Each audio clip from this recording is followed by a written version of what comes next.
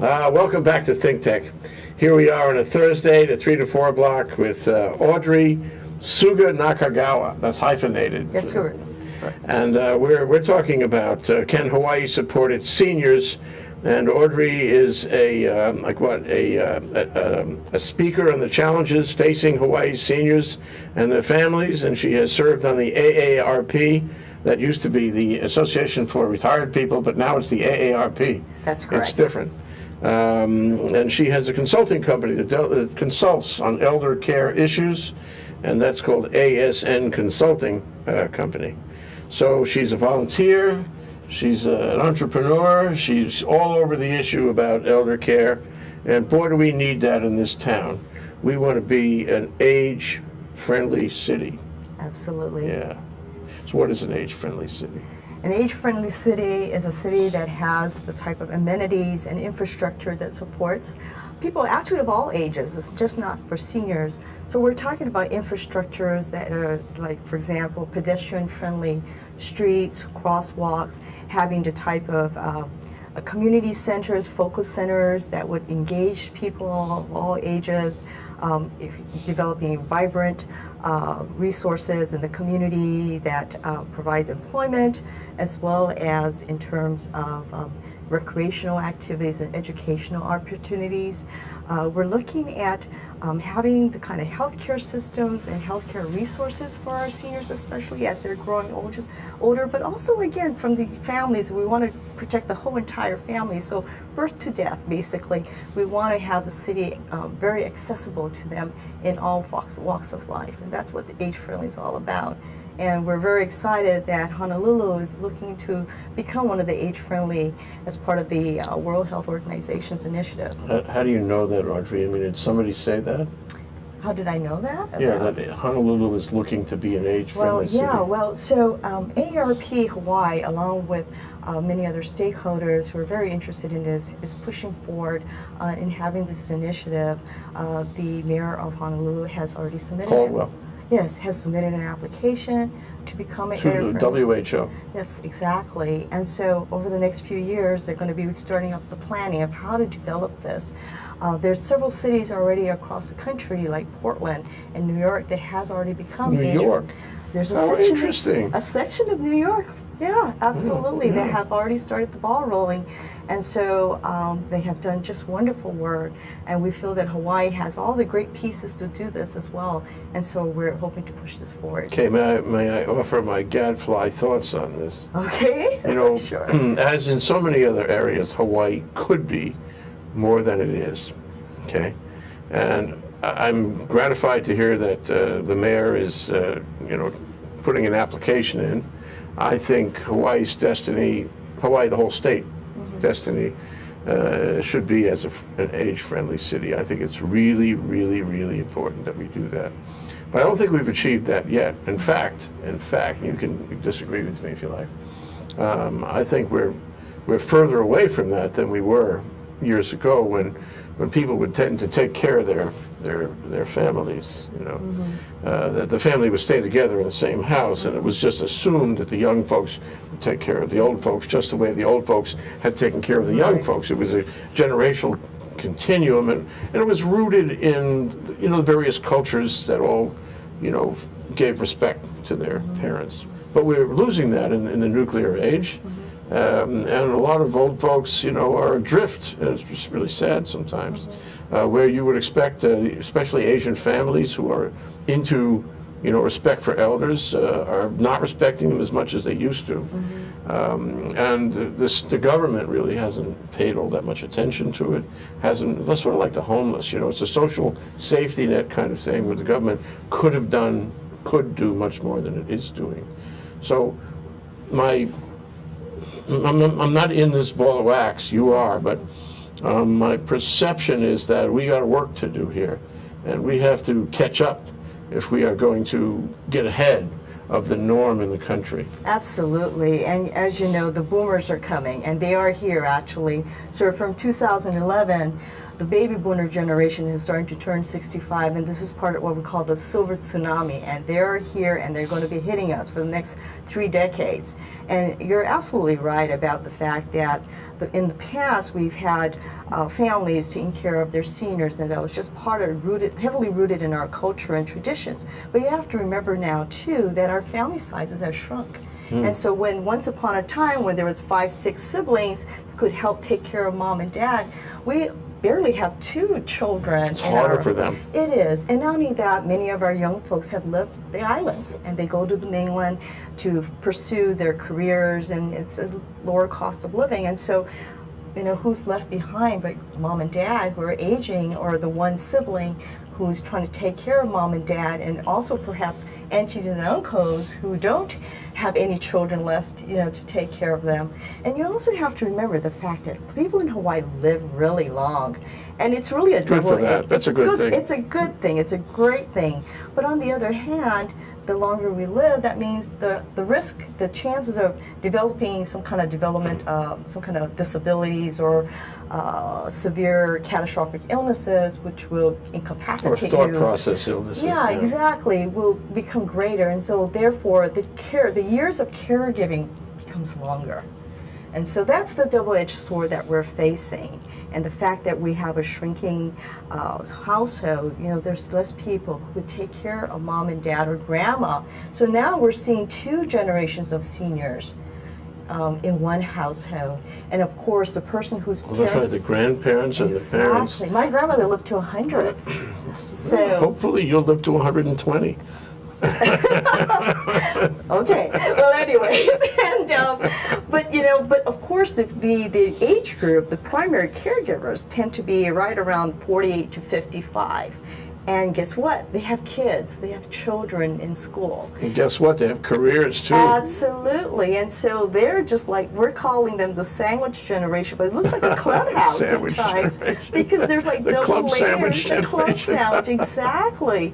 So you can see the stress that's being imposed on our families. And while our caregivers are definitely providing 85% of the caregiving, our families are providing 85% of caregiving, they can't just sustain that, and it really does impact So how do you them. fix that?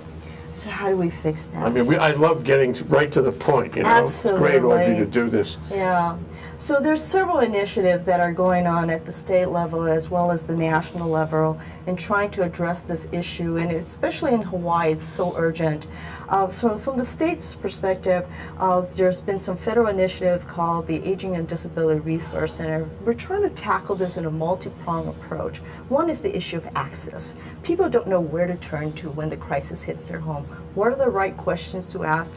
And they are totally perplexed by the different eligibilities for certain programs and the benefits, and then they of course find out their health insurance don't pay for long-term care. It's a real crash course experience for many of them. And so we are developing what we call the Aging and Disability Resource Centers in our communities. These are the one-stop shop. Informational one-stop. Okay. Exactly. Good, It's like good. a super 211 concept.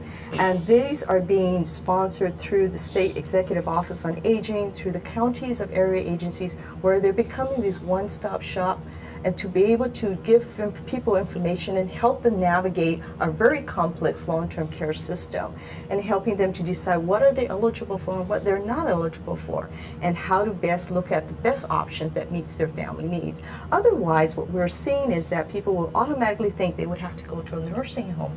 And believe me, nobody wants to go to a nursing home, and that's the most expensive type of care. And we don't have enough nursing home beds to begin with. And so we want to look at the other options. So that's one area of looking at access. The other area is looking at the finance. And long-term care is very, very expensive. And so if you think about the nursing home beds, people don't realize that the average cost for one bed for 1 year in a private room is $145,000. Oh, And, and the is that state of- deductible? No, it's not deductible. And if they think their health plan is going to pay for this, I'm sorry, it's not. And neither will Medicare. Medicare will pay a very limited So amount what do of you that. do? And so what happens to many people is that they have to deplete their resources. And go on the dole. And then they go on the dole and spend down and qualify for our state safety net, which is the Medicaid program. Because that doesn't treat them as well, does it? Well, it's not that, but it's just that, that's covered, that is being supported by our taxpayers, right? And already we are paying $500 million to support the Medicaid program, especially The state. for this. The state is. Well, the state and the Fed, there's a federal match to this. So $500 million to serve 43,000 people. And now you start calculating the fact that our elder population right now comprised of approximately 20% of our population for those 16 over. In 17 years, it's going to be 25% of our population. And remember when I mentioned to you that people live long?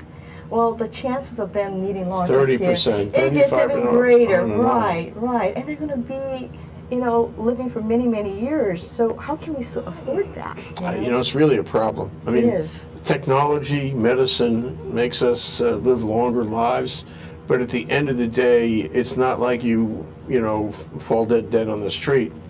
You go through the same process anyway. You fall apart. The wheels come off.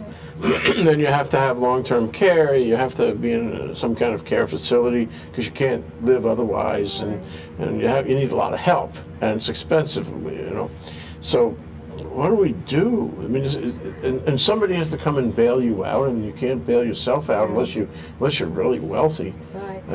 And everybody has this problem. Nobody escapes. That's right. And so another initiative that I wanted to bring to your attention is that the state legislature appropriated $380,000 last year to look at public long-term care financing, because we recognize that we can't just all deplete our resources, impoverish ourselves, and go on the state Medicaid program. We have got to look at another way to finance long-term care. Bankrupt the state after a while. Absolutely. And so several years back, there was a long-term care commission that was organized by the legislature, and through this group, they came up with this report and did their homework and made several recommendations, and this was one of them.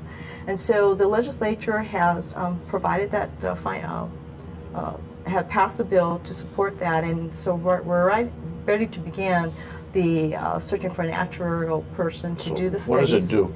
So what it's going to look at is looking at all the different financing options. How can we publicly finance long-term care?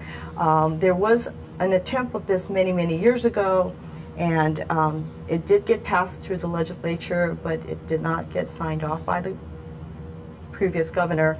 And so again, we're re-looking at that. Yes, I am. Okay, just like to. Yeah. So, again, we wanted to relook at this, but it's been years since the last time they studied this, and we need to look at what is the financial implication and how do we make it workable, if at all. And so we're looking at that. And the other option is, not option, but the activity is really to look at public awareness. People need to be aware. People don't like to admit they're getting old, and they don't think. And they don't have a plan. And they don't have a plan, and they really need to plan ahead on this. And so the public education is really a key component to this, and this is another effort that ARP and many of the network, the Aging Network and the community really needs to start really focusing on and really raise the issues. What is really out there, and how do you start planning for that? How do you plan for your own long-term care needs? Yeah. Well, I before the show started, it's always the best time before or after or during the breaks. So we really hit the good stuff. But we're talking about where the AARP fits and as a private nonprofit, and the government fits. And why isn't the government simply taking care of them? It's not like this is rocket science. We know that people are going to get old and infirm, and their resources aren't going to cover it. So why don't we just do something like Social Security? I mean, sort of expanding Social Security to meet the modern time, because people are living longer, and it seems to make sense. And yet, FDR isn't around anymore. Wish he was. and we haven't solved this problem. So here we are in a situation where we know this is going to happen, and we are struggling to come up. And that's why AARP is so important. Right. That's why people in the consulting business is so important. That's why doctors, for example, and they're hard to find, who specialize in elder care, are so important, and they are hard to find, aren't they? Yes, they are. They're the least paid. Did you know that? No. They are. But yet, most of the geriatricians, they're called geriatricians who specialize in this geriatric medicine, they find this career, this segment of medicine to be the most rewarding. But unfortunately, they're not paid a lot of money in comparison to the neurosurgeons and the other special medical specialists. But the more and more they are very important because they're taught a whole different set of skills of how to listen and how to really decipher what is really the needs of this individual and the complexity of an older person, you know, and it ranges everything from cognition to physical disabilities to all these other areas, and looking also at the social support system of the individuals and what their needs are. So it's a really tough area for the physicians as I really well. enjoy this discussion with you. Thank you, Audrey. You know, you must be a social worker. Don't answer that. Because I happen to like social workers a lot, but I want to find out your training and what got you into this business right after a break. This is ThinkTech Talks. Here we are in the 3 to 4 block on Thursday afternoon with Audrey Suga-Nagakawa, and we're talking about how Hawaii, well, maybe it's both. It's can Hawaii support its seniors and how? We'll be right back after this break. Aloha, my name is Dan Bauer and I'm the General Manager of the Plaza Club. The Plaza Club is Honolulu's premier business club. We're located in the heart of the financial district on historic Fort Street Mall. On the 20th and 21st floors atop the Pioneer Plaza, our commanding skyline views, along with our award-winning cuisine and service, are known as the place to do business downtown. We offer professional as well as social events and programs to our members and their guests, all tailored to enrich their professional and personal lives and to give them the cutting edge that they deserve in business. Why don't you consider becoming a member of the club? Call me at 531-7788 or come see me and let's talk business and how the Plaza Club can work for you. Again, my name is Dan Bauer. I'm the General Manager of the club, and I'm here for you. Okay, we're back. We're live with Audrey Suga-Nagakawa. She is a principal consultant, aging specialist, and healthcare administrative person for AARP and otherwise for her own company, which is ASN, which those are her initials, consulting company. We are delighted to have her on the show. Well, thank you. So, you know, I mean, you're so passionate. You're so full of, may I say, kindness about this subject, you know. I really appreciate that's why I do this, to meet people like you, Audrey. So how did you get into it? Okay, so my background, actually, I was trained in public administration, and so I started off my career actually in Los Angeles, where I worked for one of the community health centers, and I was working in one of their safety net community centers in the thick of Los Angeles. And later on, I went back to graduate school and got my master's in public health.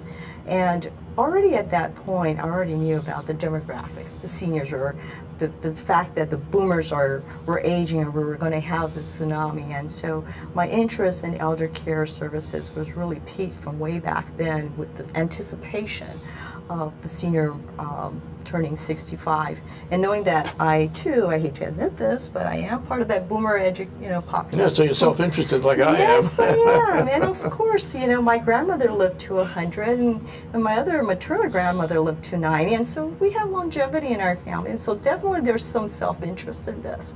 But I had the good fortune when I was in graduate school to be in San Francisco, and I found this wonderful organization called Unlock.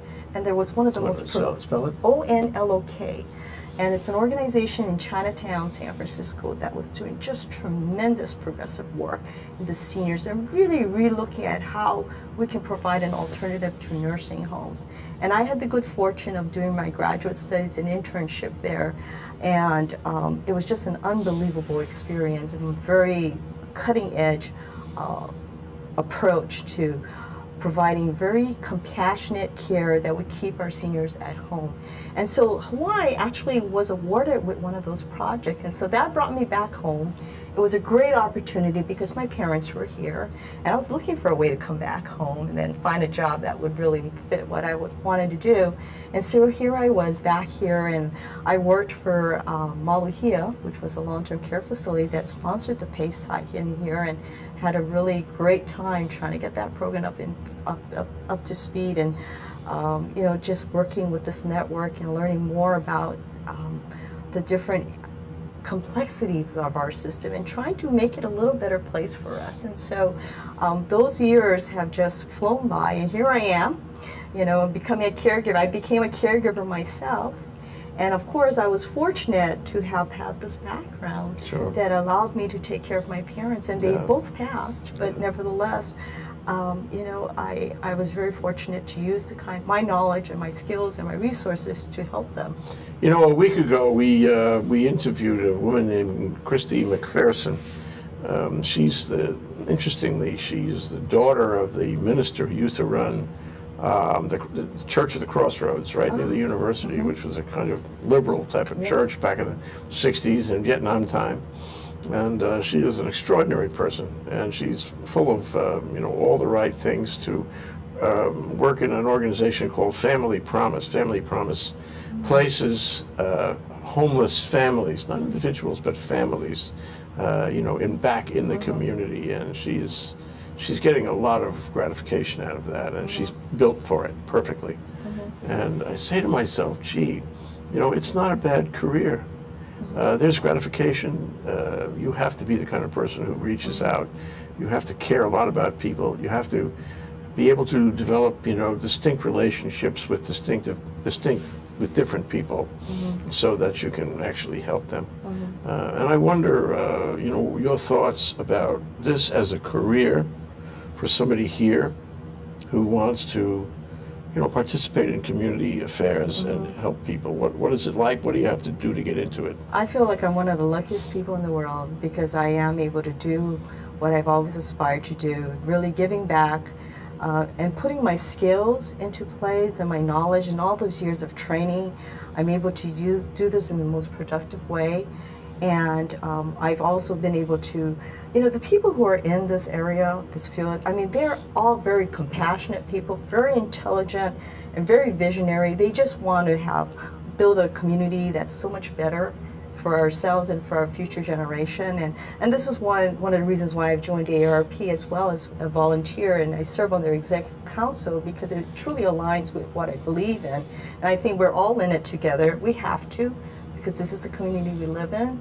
And these are our families, these are our neighbors, and one day it's going to be us who's going to need the care. So isn't this a great way to invest in our own future, and again, using our talents and knowledge and skills and giving back, and then, just building a really good environment for all. I forget who said it, but it was somebody we interviewed not too long ago said, oh yes, I remember Brad Wan, who runs Aloha Medical Mission, goes to Asia and helps people in surgery. And he said, in everybody, there is a need to help others. Everybody has that need. And the more you find that need and the more you satisfy that need, the better life you have. And I agree absolutely. He has a big case of this. Sure. but I agree absolutely. In everybody there is that. And so it seems to me that this is not unlike the homeless. It's not unlike the Aloha Medical Mission. It's helping people. And when at the end of the day, you're helping yourself. At the end of the day, you're helping the community, and if you help the community, you're building a better life for your own self too.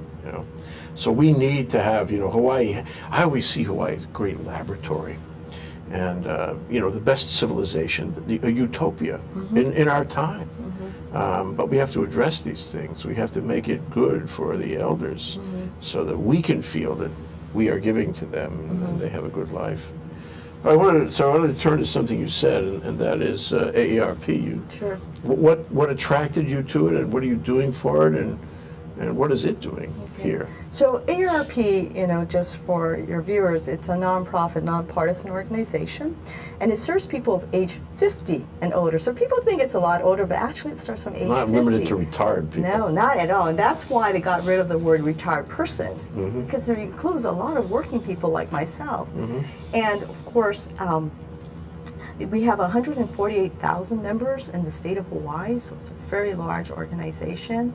And we advocate and educate and provide awareness to people on issues that affect older adults, and really trying to provide a better quality of health care for all generations, just not for seniors, but for the whole families. And this is what I really like about AARP and the whole breadth of activities and outreach that they do in our community. It really does benefit all, for everyone.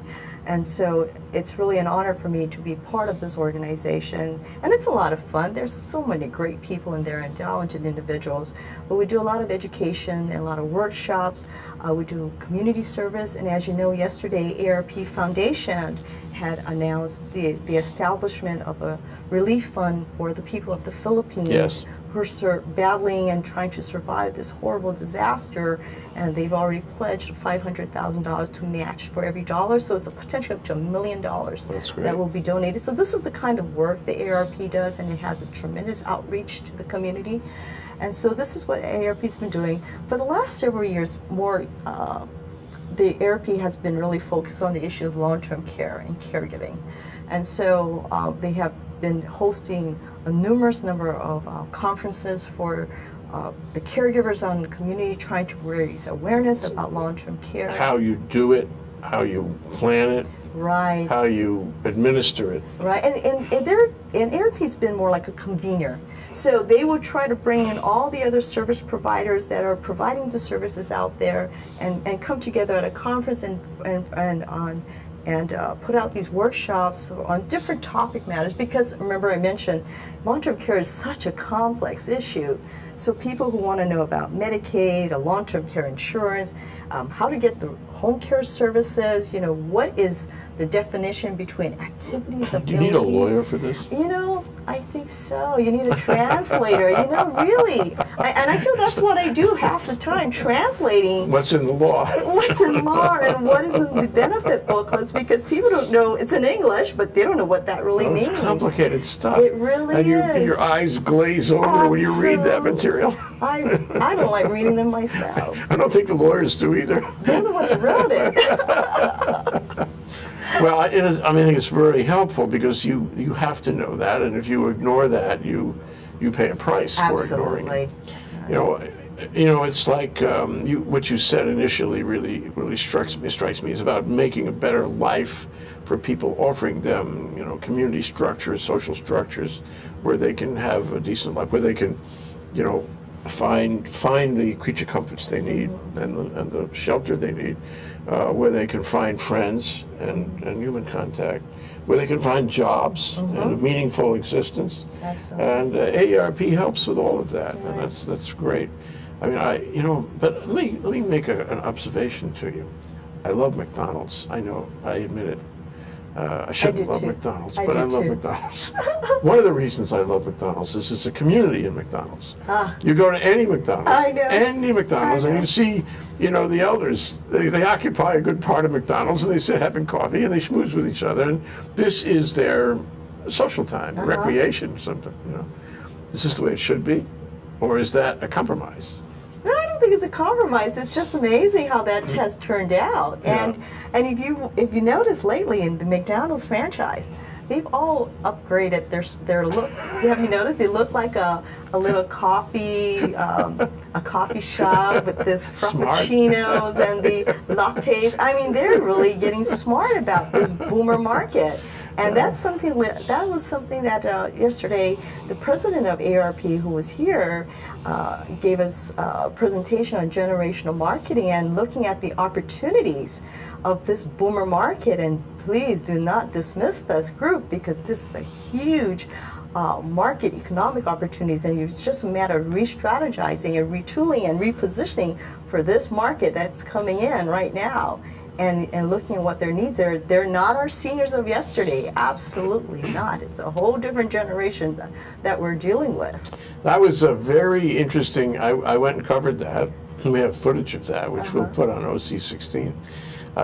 He's a remarkable guy, Rob Ramasco, and his speech was remarkable. And you're right. I was surprised, because he started talking about marketing. Of course, he was talking about AARP and its functions and purpose in life, but talk about marketing. I said, what is this? But I think there's a mutual benefit involved.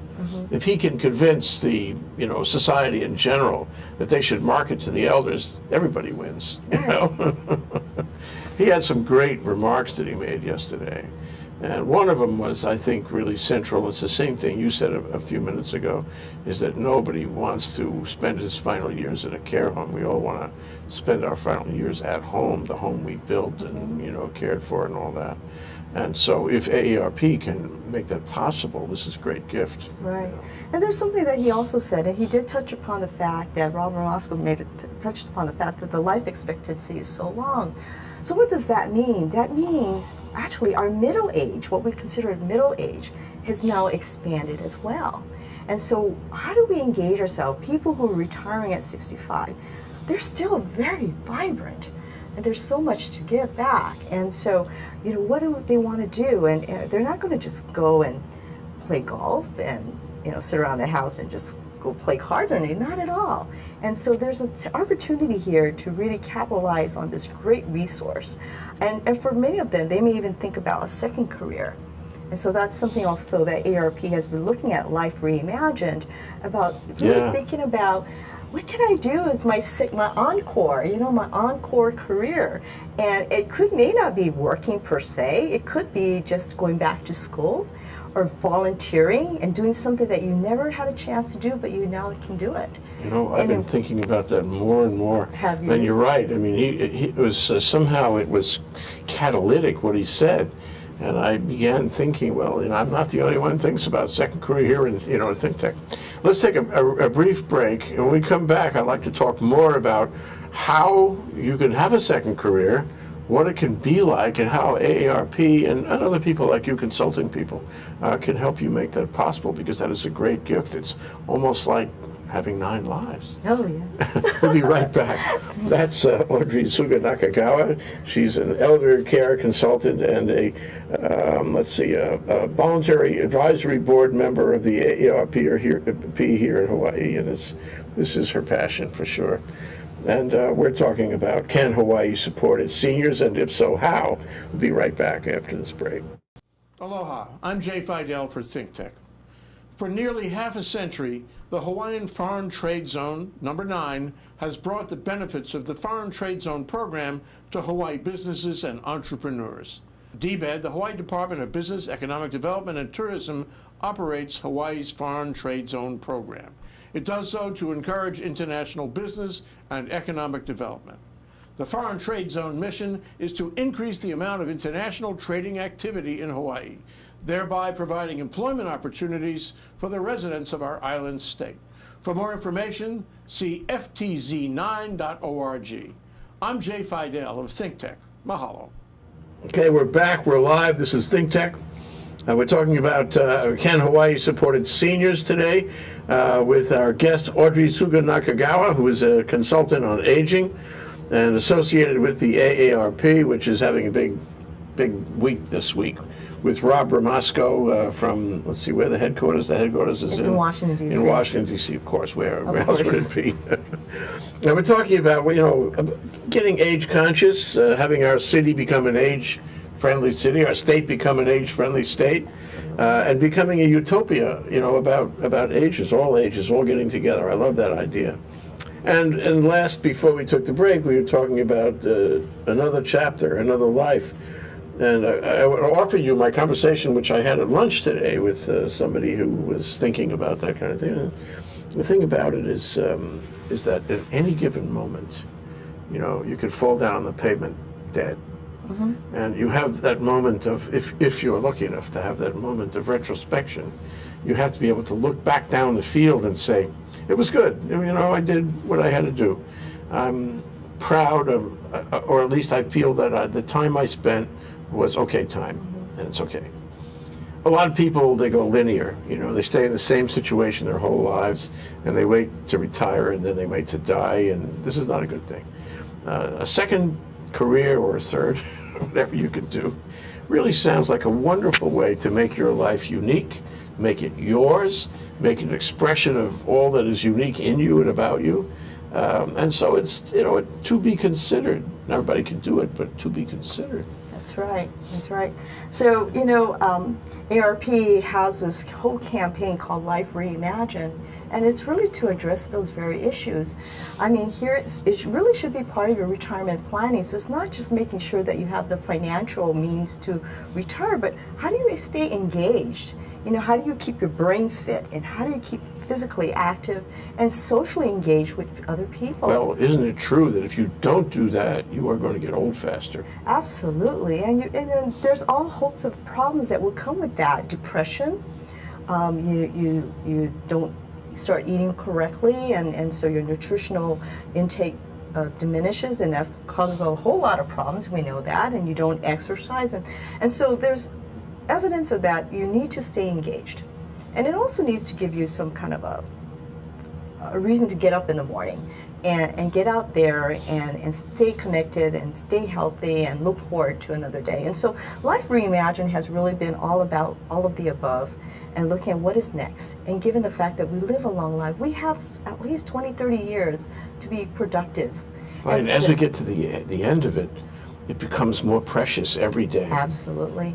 And not only that, it becomes an opportunity to give back to the community. And so there's some people who are serving as mentors, trying to nurture the younger generation coming up. For some, it is economics. They have to work because they can't afford to retire. It's just so expensive, right?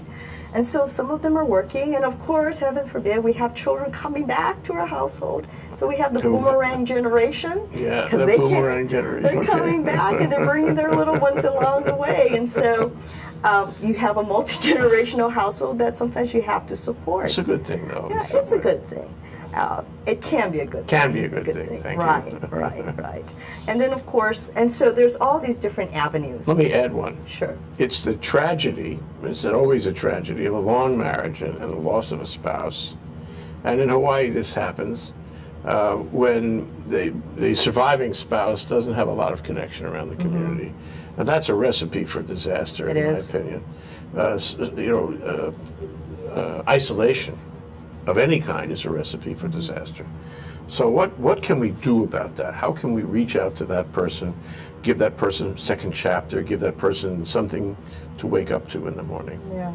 Well, there's a lot of resources that's available right now through AARP, that's available through our website. And again, as I mentioned, we do a lot of educational outreach. We try to build connections, and so that they can come out and look at all the different alternatives.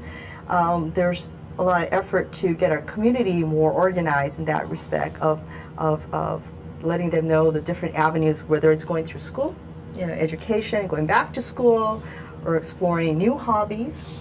And so again, with the Aging and Disability Resource Center, our one-stop shop, we would like to have that information also available to people so that they can look at their alternatives. But really, getting out early, I think people need to plan early. They shouldn't plan when they're ready to retire. Prior to that, they should start thinking ahead. Is 50 a good benchmark age? Start thinking about it. Start thinking about it. Absolutely, because your kids are getting older. You're going to be eventually an empty nester if you have children. And then what? What happens after that? And so people sometimes don't plan it enough. And of course, in that whole mix, really should be about long-term care. So what happens if you stay healthy and then all of a sudden you do have a catastrophic illness? Now, how am I going to pay for that, right? And so is that something that you need to consult with your financial advisor? Should long-term care insurance be part of your portfolio? Do you have that type of assets? Can you start looking at your homes and redesigning your home? People like to renovate once the children live, right? Sure. But that's a new chapter of its own kind. Absolutely. And so home modification is a really big and keeps popular. You busy. It's a very popular topic, and we try to promote the idea of universal designs. So if you're going to renovate, and you're going to renovate your bathrooms, think about the doorway. Make sure it's accessible for a wheelchair. Yeah. Make sure you get rid of those tubs and have those showers where you can transition. If you are not able to lift your leg, you get into there. Looking at getting rid of things that will potentially be a barrier or a risk for falls. So things like that. If you're going to renovate, let's think ahead on this and incorporate the universal design features in there. And that's a big booming industry in itself. Yeah, sure. So, those So stairs. on the one hand, you're part of a market where they should all come to you and try to sell you stuff. Yeah. Robert Moscow's analysis. And the other part, you actually create your own activity, Right. serious financial activity. Right, and home modification can take up a lot of your time. You plan to do it yourself. Yeah, but great gratification at the end of the day, because you're building something. At the end of the day, Absolutely. there's something tangible. You can put your hands on it and appreciate it from an artistic point of view. So I guess the one thing that I'm left with, because we're a nonprofit and we thrive on volunteers, and I'm sure you meet a lot of people in the same category all day. What kind of an experience is it like to go into that second chapter as a volunteer? Because you're not making any money. You're living off whatever your savings are. Why do people do it? What kinds of things do they do? Do they come to you, that is AARP, or to the elder care community Yes, and they do. seek to participate? Yes, they do. There's a number of people who have organizations. They have been, a lot of them do it through their churches, and the churches do go out and do a lot of community service. So that's one avenue.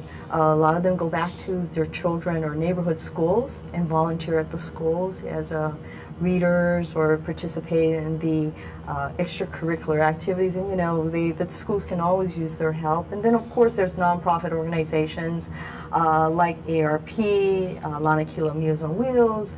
They're always looking for good people in the Like hospitals. And ThinkTech. Come down and volunteer right. for us. You can learn about cameras in action and There whatnot. you go.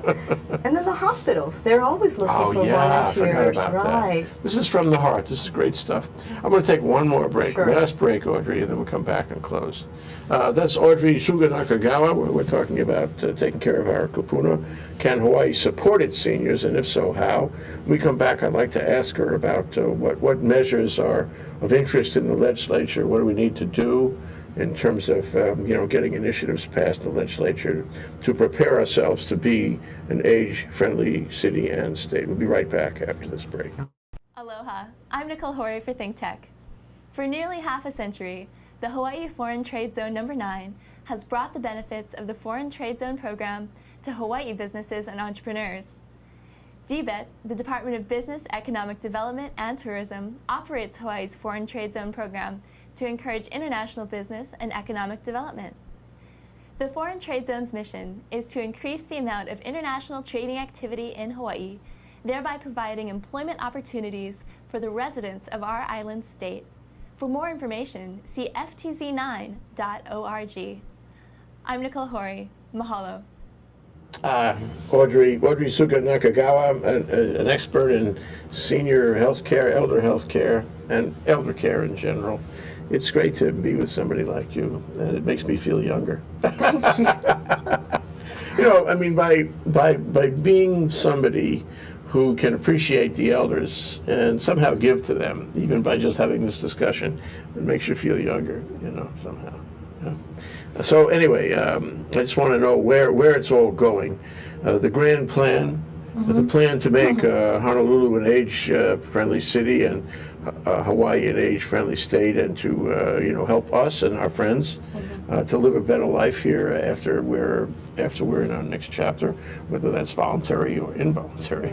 What can we do? What can the legislature do? What can the community do to lock this down? So from a macro level, definitely to continue the initiatives that we have in the programs that we have. So we have one called the Kapuna Care Program.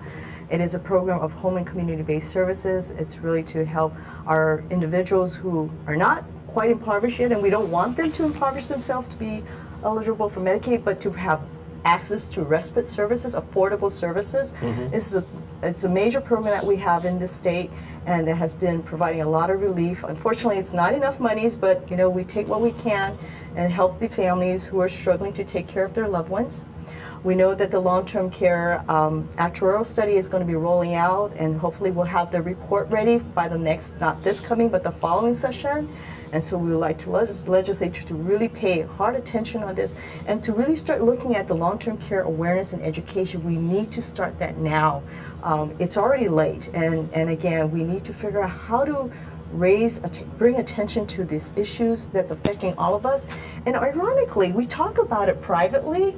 You know, I go to a lot of functions and people are always telling me about a crisis that they're facing in their family. Everyone does, but no one says it collectively. You know, for some reason, I don't know if it's such a personal journey, and yet we're all struggling. We all know that. And so it's something that, again, we need to really raise it and look at seriously, how do we finance this? And how do we build our infrastructure, meaning the kind of services that we have, that can we make it affordable? And where's the workforce? You know, we need the younger generation to come into this field. Need a workforce, yes. We need the workforce, and we need them young, and we need them to be in this field, because there's so many of us who are going to need their assistance, and we don't have the younger generation within our families who take care of us, because they may be on the mainland, or, you know, like I said, we have smaller families now. And so we need definitely the trained workforce to help us with this. It's an industry, and it could be a good career. Absolutely. On a pay basis, you know, a social work career, medical career, a psychology career, any number of things. We should build that, and may I say, we should build that, and they will come. I think so. And also the business opportunities here. And remember now, let's not discount the technology that we're seeing being developed, these smart technologies that we can put into the home. Japan has already have been creating these robots, you know, little robotic. Oh, to help you at home, yeah. And there's all these different type of telehealth equipment that we're seeing now, that we're putting into our homes to help with the extra monitoring, reminders. And so let's not discount that the whole technology area that's coming into play, and how we can incorporate that into our homes and help our kapunas. That's one thing that Robert Moscow said yesterday that really struck me. He said that the elders, you know, and you might think otherwise, but the elders were very quick to adopt and understand technology. And I thought it was a great statement. And that they are also entrepreneurs. They form businesses. Absolutely. So, and we see them as over the hill, but they're not really over the hill at all. And of course, we have to encourage them. Don't be over the hill. Come on back. We want you in the workforce. We want you to adopt technology. We want you to start businesses. We want you to use every brain cell all day long. You know, this is... Yeah, in fact, there was one of the panelists who was there. He's a young man who talked about Facebook, and he said he had to create another Facebook because his mother had access to Facebook now, and he didn't want her to see all his activities. And so, you know, Facebook is becoming one of the most popular means for the boomers especially to stay connected with their children and grandchildren, and Skype, and I know that ARP once hosted a class on social media, and they had 200 people registered within 24 hours. It was standing room only, and so you can imagine the great interest in technology and social media. And it's global. I Absolutely. mean, I don't know about you, but I have friends from 50 years ago that I talk to on Facebook. It's quite remarkable. I who I wouldn't really talk to if I didn't have Facebook. You know, I'm not a big Facebook person, but I'm into keeping 50-year friends. I like that. Sure. What about travel? You know, I remember I had family living in the East Coast years ago, and the elders, they had organized trips. They went to the arts everywhere. They supported the arts. They went to the museums. They had, you know, intellectual experiences of one kind or another. Are we doing that? Do we need to do that? Do we need money to do that? And in terms of organizing? Organizing elders to make that, get on a bus and go together to see whatever it is. I think they're organizing themselves. No need. Yeah. My mother-in-law loves to go to Vegas. She lives in California. She does those 24-hour junket all the time with all of her friends, and so I think they're quite you know, very assertive in that ways. And of course, you know about the leisure tours. And I think what we're also seeing... We have to encourage them to be assertive about that. What we're seeing though, and I think the tourist industry could vouch for this, that we're seeing a lot of multi-generational traveling, because grandma sometimes has a lot more money to take the whole family on these vacations, and very nice vacations. Yeah. Not all, but you know, definitely there's a number of them, and so they have a really great opportunity to travel as a group. It's another kind of chapter, isn't it? It sure is. You know, people say, well, I reach a certain age and situation, I'm going to travel until I drop. I'm going to see everything, because travel is education and so forth. So, I mean, there's no reason why people can't go to Asia, can't travel from here. I think AARP or other organizations like that can help them get together in case they need to be on a group, give them some kind of support to make the trip, be organized for the trip, conduct the trip. But I think as time goes on, see if you agree, AARP will evolve with the generation that is evolving now, the elder generation. And it will change and it will envelop new concepts, new ways, occupying your time in your elder years. Especially with the emergence of the boomer generation coming in and become members. Remember now, AARP starts from the age 50. And so you can imagine the age 50 to 64 are embroiled with all these issues regarding elder care because they're in the midst of it. But also they are concerned about their own retirement. And what has been also complicating for many of these family members is the fact that the college tuitions of their children is astronomical. And so that is potentially affecting their future retirements because they can't save. Spending all the money. They're spending all their money to send their children to school. So this is a big issue that I believe that AARP really is trying to grapple it and how to address that particular segment's needs. And then this is where all Life Reimagined comes into play, but also retirement planning and also about caregiving. You can see why these issues are really hot and front and center for them right now. So when you come back and talk to us, I'd like to talk about the financial more. We'll talk about all the products that are available through AARP or with AARP's assistance on how you can build yourself a better life and be better equipped to deal with the expenses and be able to do more. And there are certain choices you can make using those products. So we'll have to get together again, Audrey. That's Audrey Suga-Nagakawa. She's a consultant, aging specialist, and she's with AARP as a member of their executive council. And she spends her life taking care of people that way, and it's a very noble profession. Thank you. Thank you. This is ThinkTech. We'll be right back with Asia in Review and David Day, where we have a video show established with a professor in Tufts University in the Fletcher School of Business in only 9 minutes from now. So stay tuned for ThinkTech. We'll be right back.